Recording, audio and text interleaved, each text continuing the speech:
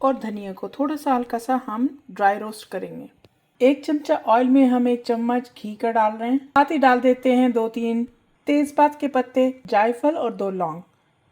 हल्का सा रोस्ट करेंगे। जो मसाला हमने भुना है इसको कूट लेंगे। एक बारीक प्याज को भी शामिल कर लेते हैं। 1 चमचा डाल देते हैं लहसुन अदरक का, मिक्स करेंगे। 2 इलायची भी डाल देंगे और भून लेंगे। प्याज अभी कच्चा है तो इसमें थोड़ा सा पानी शामिल करते हैं और इसकी भुनाई करते हैं। पिसा हुआ मसाला भी इसमें शामिल कर देते हैं। आधा चम्मच डाल लें काली मिर्च का और सफ़ेद मिर्च का, मिक्स करेंगे। दही को फेंटेंगे फिर डालेंगे। दही के साथ भी हम अच्छे से भूनेंगे ताकि यकजान मसाला हो जाए इसका। नमक भी शामिल कर लेते हैं। मसाला अच्छे से भुन गया, देखिए घी छूट गया। अब हम इसमें उबले हुए अंडे डालेंगे। 1 मिनट इसको भी भून लेते हैं। 1 कप फ्रेश क्रीम का भी शामिल करते हैं। अपनी पसंद के तहत आपको जितना ग्रेवी रखना है हम उस हिसाब से इसकी ग्रेवी कर लेंगे। 4 से 5 मिनट तक कुक कर लेते हैं।